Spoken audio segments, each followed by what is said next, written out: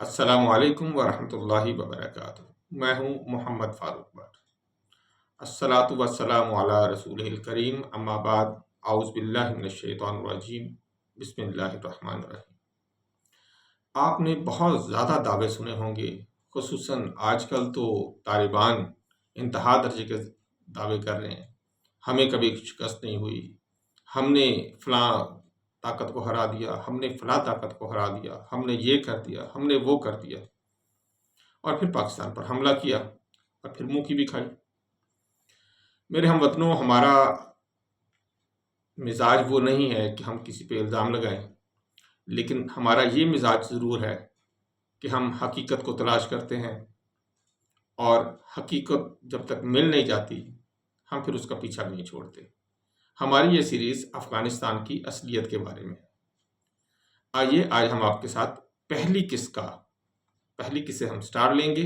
اس قسط میں ہم آپ کو بتائیں گے کہ افغانستان سکندر اعظم کے دور سے لے کر آج تک کس طرح کا سلسلہ کار رہا ہے۔ ہماری جو پہلی قسط ہوگی اس میں ہم بات کریں گے افغانستان کی تاریخ پر، اور یہ تاریخ ہوگی افغانستان کی سکندر اعظم سے لے کر ایرانی سلطنت تک۔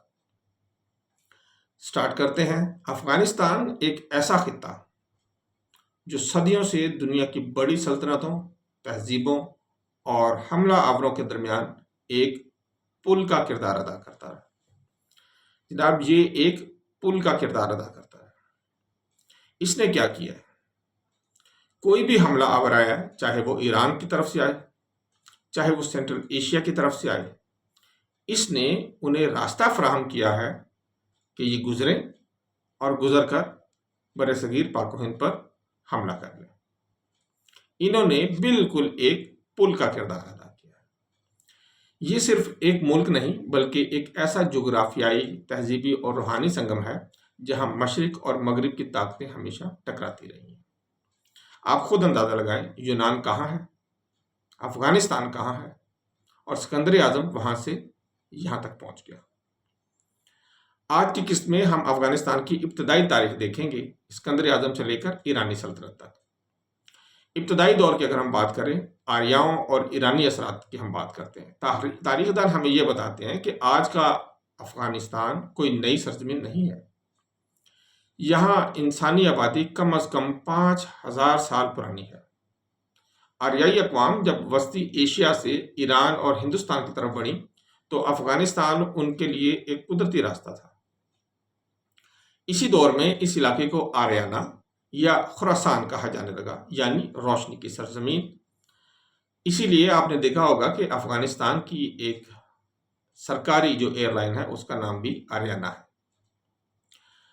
اچھا، یہی وہ علاقہ تھا جہاں ایرانی تہذیب کے ابتدائی بیج بوئے گئے۔ افغانستان اس وقت مختلف قبائل میں منقسم تھا، ویسے تو یہ آج بھی ہے۔ وہ قبائل جو اس زمانے میں تھے وہ تھے آریہ، باختری، ساکا اور دراوڑی قوم۔ یہ لوگ زرتشتی تھے، یعنی کہ آگ کی پوجا کرنے والے، بدھ تھے، اور دیگر ابتدائی مذاہب کے یہ پیروکار تھے۔ ظاہر ہے میں یہ بات کر رہا ہوں قبل از تاریخ کی، جب اسلام بھی نہیں آیا تھا اور جب عیسائیت بھی نہیں تھی۔ انہی مذہبی روایات نے بعد میں افغانستان کو روحانی مرکز میں بدل دیا، جہاں بدھ مت کے عظیم آثار آج بامیان میں موجود ہیں۔ یہ وہی بامیان کی میں ذکر کر رہا ہوں جہاں ایک بدھا کا بہت بڑا مجسمہ تھا جس کو طالبان نے ختم کر دیا تھا، تباہ کر دیا تھا۔ سکندر اعظم کے حملے کی ہم یہاں سے اب ابتدا کریں گے۔ 330 قبل مسیح سکندر اعظم مقدونی کی کہانی، جو افغانستان کی تاریخ کا پہلا بڑا عالمی موڑ بنا۔ 330 قبل مسیح، یعنی کہ حضرت عیسیٰ علیہ السلام کی پیدائش سے 330 سال پہلے، 330 year before the Christ, Sikandar Azam نے ایرانی دارالحکومت پرسیپلوسس پر حملہ کیا۔ اس وقت جو ایرانی دارالحکومت تھا وہ تھا پرسیپلوسس، اور پھر اپنی مہم مشرق کی جانب بڑھائی۔ اسی دوران وہ افغانستان کے علاقوں آریہ، بامیان، بلخ، قندھار اور کابل سے گزرا۔ اسکندر کو یہاں زبردست مزاحمت کا سامنا کرنا پڑا، خاص طور پر آراکوسیا جو موجودہ قندھار کا علاقہ ہے اور باختر جو موجودہ بلخ کا علاقہ ہے، ان کے مقامی افغان قبائل نے کافی مزاحمت کی، لیکن اسکندر نے ان مزاحمتوں کے جواب میں بہت تشدد سے کام لیا، کئی بستیاں اس نے جلا ڈالیں اور ساتھ ہی اسکندریہ نامی نئے شہر بھی بسائے، جیسے اسکندریہ آریانہ یعنی کہ موجودہ قندھار جو ہے۔ افغان قبائل بہرحال بہت ریزیلینٹ یہاں پہ ثابت ہوئے اور انہوں نے بڑی مزاحمت پیش کی، اور یہی وجہ ہے کہ اسکندر اعظم کو یہاں کئی ماہ گزارنے پڑے، اور یہاں تک بھی سنا گیا کہ اس کے سپاہیوں میں بغاوت کے آثار تک پیدا ہو گئے تھے۔ یوں کہہ سکتے ہیں کہ افغانستان وہ پہلی زمین تھی جہاں پر پہلی دفعہ کو شدید ترین مزاحمت کا سامنا کرنا پڑا تھا اسکندر اعظم کو۔ بہرحال جب تاریخ میں ہم دیکھتے ہیں تو اس نے اس علاقے کو فتح کیا اور پھر ہمارے بھیرا تک آیا، جہاں پر اس کی پھر آگے لڑائیاں ہوئیں اور پھر وہ وہاں سے واپس ہوا ہے۔ بہرحال دیکھنے میں یہ آیا کہ اسکندر آیا، اسے مزاحمت کا سامنا ضرور کرنا پڑا، لیکن وہ یہاں سے فتح یاب ہوا، اور یہاں سے فتح یاب ہو کر پھر ہندوستان کی طرف چلا۔ آیا وہ صرف بھیرا تک تھا، اور بھیرا سے آگے پھر وہ نہیں گیا، اور یہیں سے پھر وہ واپس ہو گیا۔ اسکندر کی وفات کے بعد اس کی سلطنت تو ٹوٹ گئی، افغانستان کا علاقہ اس کے جرنیل سیلوکس نیکوٹر کے حصے میں آیا، اور یوں یہاں سلوکی یا سلوکی سلطنت جو ہے وہ قائم ہو گئی۔ یہ دور یونانی ایرانی ثقافت کے امتزاج کا آغاز تھا۔ بعد میں مقامی افغان جو ایک گورنر تھے ڈیووتوس، اس نے بغاوت کی اور گریکو باختری سلطنت قائم کی، یعنی کہ اس میں باختری بھی لوگ تھے اور اس میں گریس کے یعنی کہ یونان کے لوگ بھی تھے۔ ان دونوں نے پھر مل کے ایک سلطنت جہاں پہ قائم کی، جسے تاریخ میں افغانستان کی پہلی خود مختار حکومت مانا جاتا ہے۔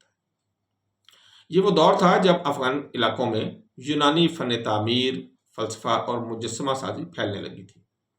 بدھ مت کی مورتیوں کو اگر آپ دیکھیں تو یونانی طرز پر یہ بنائی گئی تھی، اور گندھارا آرٹ کی بنیاد بھی رکھی، یونان کی جو آرٹ کی جو یونان کا آرٹ تھا اسی پر رکھی گئی تھی۔ یہی آرٹ بعد میں کابل، بامیان اور پھر پشاور تک پھیل گیا اور ٹیکسلا تک آیا۔ پھر یہ ایرانیوں کی اب ہم واپسی کی بات کرتے ہیں۔ ایرانیوں کو اسکندر اعظم شکست دے کر یہاں تک پہنچا تھا، تو ایرانیوں کی واپسی اور ساسانی سلطنت کے دور کا اب ہم ذکر کریں گے۔ وقت گزرتا گیا اور یونانی آہستہ آہستہ کمزور پڑنے لگے۔ پہلی صدی عیسوی کے بعد ایران میں ساسانی سلطنت ابھری، جس نے افغانستان کے مغربی اور جنوبی حصے دوبارہ اپنے قبضے میں لے لیے۔ یعنی کہ پہلے یہاں پہ یونان نے حکومت کی، پھر یونان کے گورنر نے حکومت کی، پھر اس یونانیوں کے ساتھ مل کر ایک باختری جو فوجی جنرل تھا اس نے کی، اور اس کے بعد اب ہم دیکھتے ہیں کہ یہاں پر ایرانی آ گئے اور ساسانیوں نے مغربی اور جنوبی حصے پر قبضہ کر لیا افغانستان کے۔ ان میں ہرات، فرا اور قندھار ایرانی صوبوں کا حصہ بن گئے۔ ساسانیوں نے یہاں زرتشتی مذہب کو دوبارہ فروغ دیا اور انتظامی نظام کو مضبوط کیا، لیکن اسی دوران شمال سے کوشان اور ساکا حملہ آور آ گئے۔ انہوں نے افغانستان کے مشرقی حصے میں اپنی حکومت قائم کر لی۔ یوں افغانستان ایک بار پھر تہذیبی سنگم بن گیا، جہاں ایرانی، ہندی، بدھ مت، یونانی روایات ساری کی ساری مل کر زندہ تھیں اور پنپ رہی تھیں۔ اگر ہم جائزہ لیں اسلام سے پہلے کا افغانستان، اس کا مذہب کیا تھا، ثقافت اور شناخت کیا تھی، تو اسلام سے قبل افغانستان مذہبی اور ثقافتی اعتبار سے ایک منفرد سرزمین تھی۔ بامیان میں بدھ کے دیوہکل مجسمے تھے، ننگرہار اور بلخ میں زرتشتی آتش کدے تھے، اور غزنی اور ہرات میں ہندو مت کے دیو مندر بھی موجود تھے۔ یہی تنوع افغانستان کی روح بن گیا، ایک ایسی روح جو آج بھی فرقہ وارانہ جو حد بندیوں کے باوجود زندہ ہے۔ یہاں پر تقریباً ہر مذہب کے کچھ نہ کچھ لوگ موجود ہیں۔ اگرچہ یہاں کے لوگ بہادر تھے، قبائلی تھے اور خود مختار رہنا چاہتے تھے، جنگجو تھے، اور وہ آزادی کو اپنے لیے ایک عقیدے کے طور پر لیتے تھے، اس لیے کوئی بھی جو بیرونی قوت یہاں پر آئی، وہ ایرانی ہوں، یونانی ہوں، وہ وسطی ایشیا سے آئے ہوں، وہ ترک ہوں، یا وہ کوئی بھی ہوں، تو ان پر زیادہ عرصہ وہ حکومت نہیں کر سکے۔ جو بھی آیا ان پہ اس نے غلبہ ضرور پایا، لیکن پھر کچھ عرصے کے بعد وہ واپس چلا گیا۔ نتیجہ اگر ہم آج کی قصہ کا نکالیں تو اگر ہم افغانستان کی قدیم تاریخ پر ایک جملے میں بات کریں تو یہ سرزمین ہمیشہ راستہ رہی ہے جناب، یہ زمین ہمیشہ ایک راستے کا کام کرتی رہی ہے، ایران سے ہندوستان کا، وسط ایشیا سے خلیج کا، اور مشرق سے مغرب کا، لیکن اس کے لوگوں نے ہمیشہ یہ راستہ اپنے خون کے ساتھ محفوظ رکھا ہے۔ افغانستان کی کہانی دراصل انسان کی فطری آزادی کی کہانی ہے۔ یہاں پر یونانی آئے، یہاں پہ ایرانی آئے، یہاں پہ برٹش آئے، یہاں پہ امریکن آئے، یہاں پہ بہت ساری قومیں آئی، یہاں پہ رشینز آئے۔ یہاں ہر حملہ آور آیا، اس نے مقامی لوگوں کو شکست دی، یہاں حکومتیں بنائیں، لیکن مستقل قبضہ برقرار نہیں رکھ سکے۔ اور یہی وہ جغرافیہ ہے جس نے بعد کے تمام ادوار جو سلجوق، غزنوی، مغل، انگریز، سوویت اور امریکی حملے، سب کے خلاف ایک مزاحمتی تحریک اور تاریخ لکھی۔ اگلی قسط میں ہم دیکھیں گے کہ کس طرح ترک، منگول اور تیموری حملہ آوروں نے افغانستان کی سرزمین کو ایک بار پھر میدان جنگ میں بدلا اور اسلام یہاں پہ کیسے داخل ہوا۔